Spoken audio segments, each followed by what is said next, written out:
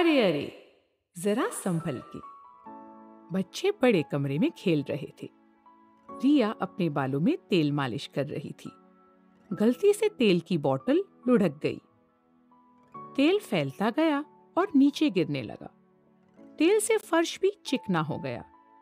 तभी कागज का एक हवाई जहाज उड़ाते हुए रोहन वहां भागता हुआ आया और वह तेल के ऊपर फिसल गया। अजय तुरंत उसकी मदद के लिए आया, लेकिन यह क्या, वह खुद भी तेल के ऊपर फिसल गया। नानी ने देखा कि गड़बड़ी कैसे और कब हुई। वे बोली, बच्चों मेरे पास आओ। लापरवाही से बहुत सारी मुसीबतें खड़ी हो जाती है। मैं तुम्हें एक कहानी सुनाती हूँ, वुडवर्ल्ड जंगल के जानवरों के बारे में। तब तुम समझ जाओगे कि मैं क्या कह रही हूँ। एडी, हम्पी, गॉर्जी, एजे और डीजे पक्के दोस्त थे। वे सब वुडवर्ल्ड जंगल में रहते थे। वे सारा समय एक साथ गुजारते, अनेक खेल खेलते और आपस में खूब मौज मस्ती भी करते। वे कई खेल खेलते, लेकिन क्रिकेट की बात ही कुछ और थी। क्रिकेट उन सबको इतना प्यारा था कि उन्हें जहां जगह मिलती वे वहीं अपनी विकेट गाड़ देते। एक दिन वे सब हमेशा की तरह क्रिकेट खेलने में लगे हुए थे। डीजे बॉलिंग कर रहा था और बैटिंग की बारी हम्पी की थी। डीजे तेजी से भागते हुए आया और एक शानदार गेंद फेंकी। हम्पी भी पूरी तरह से तैयार था। उसने बैट के ऊपर उठाते हुए बॉल को पूरी ताकत से दे मारा। स्स करते हुए बॉल दूर भाग निकली और तड़ाक से जाकर खिड़की के कांच से टकरा गई। एडी और उसके दोस्त डर गए। वे भागकर पेड़ के पीछे छुप गए। अरे, यह क्या हो गया? यह तो श्रीमान हाथी का घर था। कांच टूटने की आवाज सुनते ही गुस्से से लाल पीले हाथी महाराज बाहर आए। जोर से चिल्लाते हुए हाथी जी ने पूछा, कौन था जिसने मेरी खिड़की तोड़ डाली?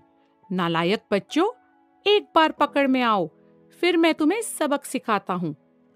ऐसा कहते हुए आग बबूले हाथी जी वहां से चले गए। पेड़ के पीछे से पांचों ने झांक कर देखा। एडी बोला, यह क्या हो गया? यह तो बड़ी मुसीबत खड़ी हो गई। अब हम कैसे बचेंगे? गॉर्जी बोला, खेलने के लिए कोई नई जगह ढूंढनी पड़ेगी। क्यों न हम जंगल के बाहर जाकर खेलें? पांचों वहां से निकल पड़े। क्रिकेट मैच के लिए नई पिच जो ढूंढनी थी। जैसे ही उन्हें एक नया और साफ मैदान मिला, एडी ने कहा, यह जगह सही लग रही है। ऊपर एक चेतावनी लिखी थी, खतरा, मधुमक्खी क्षेत्र, प्रवेश करना मना है। सबने एक दूसरे को देखा। खतरा तो था, पर कौन सी बड़ी बात थी। खतरे को अनदेखा करते हुए पांचों ने वहीं पिच तैयार करने का फैसला किया।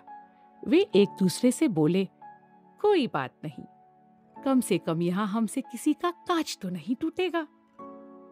मधुमक्खी क्षेत्र, खतरा, प्रवेश करना मना है।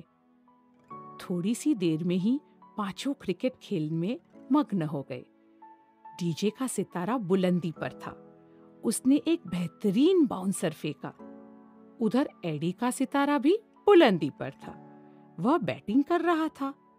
उसने अपना बैट उठाया और पूरी ताकत से गेंद पर दे मारा। गेंद से ऊपर उड़ती चली गई और दाएं से मधुमक्खी के एक बड़े छत्ते से जा टकराई। भिन करते हुए रानी मक्खी छत्ते से बाहर आई। गुस्से से उसकी भौहें चढ़ी हुई थी। उसका घर किसने तहस नहस किया था। सिपाहियों, सावधान, हम पर आक्रमण हुआ है। हमें शत्रु की ईंट का जवाब ईंट से देना चाहिए। रानी ने आदेश दिया। तुरंत सैनिक मधुमक्खियों की एक टुकड़ी ने एडी और उसके दोस्तों पर डंक मार मार कर हमला बोल दिया। उई उई, एडी दर्द से तड़प उठा। उफ़्फ़ो, हम्पी चिल्लाया। उफ, डीजे की चीख निकल गई। छिस, एजे भी चीखा। इस, गॉर्जी भी दर्द से कर्रा उठा। एडी ने आदेश दिया, सब तालाब में छलांग मारो वहां मधुमक्खियां हमें काट नहीं पाएंगी। पांचों तालाब में कूद पड़े और जब तक हो सका पानी में ही रहे। कुछ देर बाद कौरजी बोला, मधुमक्खियां जा चुकी है, अब हम बाहर निकल सकते हैं। इधर उधर देखते हुए वे धीरे धीरे बाहर निकले। शुक्र है आसपास कोई मधुमक्खी नहीं थी। भिन्न! हे भगवान, मधुमक्खियां वापस आ गई। एडी और उसके दोस्त उल्टे पांव भागते हुए मधुमक्खियों के इलाके से बाहर निकल गए। खबरदार, जो फिर कभी तुम हमारे इलाके में घुसे, रानी मक्खी ने धमकी दी। हम्पी बोला, ये हमारे साथ ही होना था, आगे से हमें बहुत ध्यान रखना पड़ेगा। अपनी पीठे सहलाते हुए बाकी चार ने भी हामी भरी। आगे से वे कभी इतनी लापरवाही नहीं करेंगे, कभी भी नहीं। नानी ने मुस्कुराते हुए पूछा, क्यों बच्चों, इस बार तुमने क्या सीखा? लापरवाही नहीं करनी चाहिए, कभी भी नहीं, वरना हम एक के बाद एक मुसीबतों में फंसते चले जाएंगे। रिया ने उत्तर दिया। वह उठी और एक कपड़े से उसने फैला हुआ तेल पोंछ डाला। हर कोई हंसने लगा। एडी और उसके दोस्तों की तरह इन सब ने भी एक नई बात सीख ली थी। हमने क्या सीखा? लापरवाही की वजह से बड़ी बड़ी मुसीबतें खड़ी हो जाती है।